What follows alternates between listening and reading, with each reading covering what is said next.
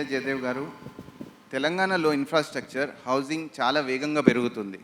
మీ దృష్టిలో నెక్స్ట్ 10 ఇయర్స్లో పీవీసీ మరియు కన్స్ట్రక్షన్ మెటీరియల్స్ ఇండస్ట్రీలో ఎలాంటి మార్పులు వస్తాయని అనుకుంటున్నారు? Very good morning to all. Thank you very much for coming to this session to all. I especially thanks to Way2 News. షార్ట్కట్లో ఇమ్మీడియట్గా న్యూస్ చేయటం అనేది చాలా అరుదు. బట్ Way2 న్యూస్ వారు వితిన్ మినిట్లలో ప్రపంచం మొత్తంలో ఎక్కడ ఏ ఇంపార్టెంట్ ఉన్నా కానీ దాంట్లో మెసేజ్ వచ్చేస్తుంది. చాలా చాలా థ్యాంక్స్ అండి. ఒకప్పుడు పేపరు నెక్స్ట్ డే మార్నింగ్ చదివే వాళ్ళము, తర్వాత టీవీలో వచ్చిన తర్వాత సాయంత్రం చూసేవాళ్ళము. ఇప్పుడు అలా కాకుండా ఎవరు చేతులనే సార్ అన్నట్టు ఎవ్రీ మినిట్ టు మినిట్ ఒకటి ఏదో ఒక మెసేజ్ ఇంపార్టెంట్ అయితే చూసుకోవటానికి. I very much thank you Way2 news. First of all this 10 years program construction lines అబ్నార్మల్గా పెరగనున్నాయి. సార్ ఇందాకనే కన్స్ట్రక్షన్ సార్ వాళ్ళు చెప్పారు. ఒకప్పుడు బిల్డింగు 5 అంతస్తులు ఉంటే చాలా గ్రేట్ అనుకునే వాళ్ళము.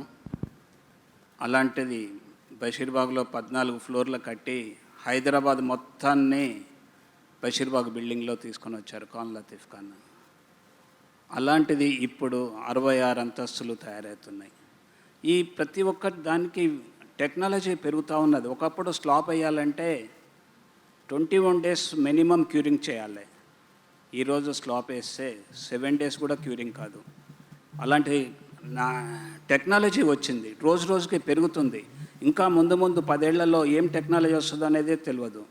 అలా మా ప్రొడక్ట్స్ కూడా అన్ని రకాల పైప్స్ కన్స్ట్రక్షన్కి సంబంధించి మేము తయారు చేస్తున్నాము. ఒకప్పుడు మట్టి పైపులు వాడేవాళ్ళు డ్రైనేజ్కి, ఇప్పుడు అది మొత్తం చేంజ్ అయిపోయి under ground drainage PVC piping system వచ్చింది.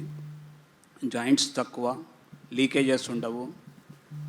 ఇప్పుడు మాన్యువల్స్ కడుతున్నారు. ఇన్ ఫ్యూచర్ మాన్యువల్స్ కూడా మొత్తం ప్లాస్టిక్ మాన్యువల్స్ వస్తున్నాయి. ఎక్కడ ఏమీ ప్రాబ్లం కాకుండా, హోల్స్ పడకుండా, ఎంత హైట్ కావాలంటే 10 feet లోతు నుంచి కావాలంటే కూడా మాన్యువల్స్ తయారవుతున్నాయి. దాని కనెక్షన్స్ ఈజీ, మళ్ళీ పీవీసీ పైప్తో అవుతున్నాయి. టెక్నాలజీ రోజు రోజుకి పెరుగుతూనే ఉన్నది. ఒకప్పుడు నీళ్ళకి సిమెంట్ పైపులు, ఐరన్ పైపులు వాడేవాళ్ళు. దాన్ని మొత్తం కన్వర్ట్ అయిపోయి పీవీసీ అండ్ హెచ్డిపి పైప్స్ తయారయ్యాయి. హాట్ వాటర్ అప్లికేషన్ గీజర్కి ఎంఎస్ పైపులు వేసాము. అది మొత్తం చేంజ్ అయిపోయి ఇప్పుడు సిపివిసి పైప్స్ అండ్ ఫిట్టింగ్స్ అవన్నీ వచ్చేసాయి. 95 degrees వరకు విస్టాండ్ అవుతుంది. దానికి 80% ఏం ప్రాబ్లం హాట్ వాటర్కి ఏం కాదు. ఇంకా ముందు ముందు 10 ఏళ్లలో ఇంకా చేంజెస్ బాగా వస్తుంటాయి. అందరూ నేషనల్ ఇండస్ట్రీస్, నేషనల్ కంపెనీస్ కూడా మన ఆంధ్ర తెలంగాణలో చాలా విపరీతంగా వస్తున్నారు. వాళ్ళు ఎందుకు వస్తున్నారంటే కన్జంప్షన్ ఉన్నది. ఇక్కడ ఎవరికి వాళ్ళకి కన్జంప్షన్ ఉన్నది కాబట్టి అందరూ వస్తున్నారు. దానివల్ల పెరుగుతుంది. పర్టికులర్గా మూసీ సుందరీకరణలో ఈ 10 ఏళ్లలో నా ఎక్స్పెక్టేషన్ ప్రకారము విపరీతమైన కన్స్ట్రక్షన్ యాక్టివిటీసు, 2 sides రిసార్ట్సు ఇవన్నీ బాగా పెరగటానికి అవకాశం ఉన్నది. నాకు తెలిసి మన ముఖ్యమంత్రి గారు అది ఎలాగైనా తీసుకొస్తారని ఎక్స్పెక్ట్ చేస్తున్నాము. ఆ 30 kilometers లెంత్లో 2 sides ఫుల్ వాటర్ వచ్చే విధంగా చేస్తామన్నారు. అలా చేస్తే హైదరాబాదులో పర్యాటక రంగము ప్రపంచంలో ఎలా ఉంటుందో, ప్రతి ఒక్కళ్ళు మేము సింగపూర్ పోతాము అక్కడ పోతామన్నారు. హైదరాబాద్లో ఈ 30 kilometers ఇది తిరగాలి అనే ఆలోచన వస్తుంది. అలా మనకి పర్యాటకులు కనుక పెరిగితే హోటల్స్ వాటి మీద మంచిగా ఇన్కమ్ వస్తుంది. హోటల్స్ డెవలప్మెంట్ చేస్తారు. ఆ కన్స్ట్రక్షన్లో కూడా మా ప్రతి దాంట్లో మాకు ఇది ఉంటుంది. మేము తయారు చేసే పైప్స్లో మొత్తము 22% ఆఫ్ కన్స్ట్రక్షన్ ప్రొడక్ట్సే మేము తయారు చేస్తాము. మిగతావన్నీ అగ్రికల్చర్ పైప్స్ డెవలప్మెంట్ కోసము. అలా రోజు రోజుకి పెరుగుతున్నది. ఇప్పుడు 66 అంతస్తులు వస్తున్నది. రేపొద్దున 100 floors వచ్చినా కానీ ఆశ్చర్యం లేదు, వచ్చేస్తుంది. అలా కన్స్ట్రక్షన్ రానున్న 10 ఏళ్లలో విపరీతంగా వస్తున్నది. ఎవ్వరూ అధైర్యపడాల్సిన అవసరం లేదు. ఇప్పుడున్న పరిస్థితి 2-3 నెలలు వార్ వల్ల కొంచెం ప్రైసింగ్ హైక్లో ఉన్నాయి.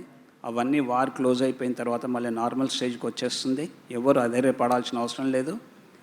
తర్వాత ఇంతకుముందు ఉమ్మడి కుటుంబము ఒకే ఇంట్లో 15 మంది, 20 మంది, 20 మంది, 25 మంది ఉంటున్నారు. ఇప్పుడు అలా కాదు. ఎవరైతే పెళ్ళి అవుతుందో ఇమ్మీడియట్లీ ఒక అపార్ట్మెంట్ కావాలి మాకు, అలా వెళ్ళిపోతున్నారు, అలా కొనుక్కుంటున్నారు. అలా వాళ్ళకి ఇన్కమ్ కూడా వస్తున్నది కాబట్టి అలా చేస్తున్నారు. ఇప్పుడున్న సాఫ్ట్వేర్ కానీ హార్డ్వేర్ కానీ ఇవన్నిటికీ డెవలప్మెంట్ రోజు రోజుకి అవుతున్నాయి కాబట్టి వాళ్ళందరూ ఇన్వెస్ట్ చేయగలుగుతున్నారు కాబట్టి మనం ఇది చేస్తున్నాము. దాని గురించి జయదేవ్ గారు, వచ్చే 10 సంవత్సరాల్లో వేల ఉద్యోగాలు కల్పించడానికి మీ ఇండస్ట్రీలో ఏ పాలసీ చేంజ్ తెలంగాణ గవర్నమెంట్ తీసుకురావాలి? మా ఇండస్ట్రీ అని కాదు, టోటల్గా ఇండస్ట్రీస్ మొత్తంలో ప్రతి జిల్లాకి ఇండస్ట్రీస్ జోన్ ఇదివరకు పాత స్థలాలన్నీ అయిపోయాయి. ప్రతి ఒక్క జిల్లాలో industrial park minimum 100 acres or 200 acres allot చేసేసి ఐపీఓళ్ళు ఉండేవాళ్ళు, ఇండస్ట్రియల్ ప్రమోషన్ ఆఫీసర్స్, వాళ్ళంతా కష్టపడి జిల్లాల వారీగా ఫ్యాక్టరీలు కనుక పెట్టేస్తే ఈ 10 ఏళ్లలో ప్రతి ఒక్కళ్ళు హైదరాబాద్కే రావాలనేది చూడరు, ప్రతి ఒక్కళ్ళు సాఫ్ట్వేరే కావాలనేది కూడా చూడరు. రకరకాల ఇండస్ట్రీస్ అక్కడే స్థాపించి వారికి నియరెస్ట్లో ఏదైతే ఇండస్ట్రీ మంచిగా ఉంటుందో గవర్నమెంట్ అది కనుక చేసి మంచి సబ్సిడీస్ ఇమ్మీడియట్లీ రిలీజ్ చేస్తే చాలా అంటే నిరుద్యోగం అనేది లేకుండా అయిపోతుంది. సొంతంగా ఒక ఫ్యాక్టరీ స్టార్ట్ చేసి అతని కింద కొంతమంది వస్తారు, వాళ్ళు మళ్ళీ కొన్ని రోజుల తర్వాత వాళ్ళు ఒక ఇండస్ట్రీ పెడతారు ఎవరి మీద ఆధారపడకుండా. ఇది చాలా ఒక ఇండస్ట్రీ పెట్టిన తర్వాత వాళ్ళలో పని చేస్తుంటారు, వాళ్ళకి ఇల్లు కావాలి, ఇల్లు తీసుకుంటారు, ఒకటి దాని తర్వాత ఒకటి కంటిన్యూషన్గా రిక్వైర్మెంట్స్ వస్తుంటాయి. అలా చేస్తే అవుతుంది. అదే కాకుండా సిటీలో కూడా improvement, industries outer ring road, ORR, RRRకి మధ్యలో ఇండస్ట్రీస్ కనుక అక్కడ కూడా వచ్చేస్తే ఉద్యోగ అవకాశాలు ఎక్కువ వస్తాయి. గవర్నమెంట్ దీంట్లో చాలా చొరవ తీసుకొని సబ్సిడీలు ఇచ్చి ఇండస్ట్రీస్ని డెవలప్ చేస్తే ఫ్యూచర్ చాలా బాగుంటుంది. దానితోనే మిగతా ఇండస్ట్రీస్ అన్నీ కూడా like construction, agriculture, plastic industry కానీ ఎనీథింగ్ విల్ డెవలప్ ఆటోమేటిక్లీ. పక్క రాష్ట్రాల నుంచి మనం ఏం మెటీరియల్ తెప్పియకుండా కనుక ఉంటే మనకి ఇక్కడే ఇండస్ట్రీస్ అన్నీ తయారైతాయి. మనకి ఇక్కడ జిఎస్టీ కానీ అన్నీ ఎక్కువ వస్తుంటాయి.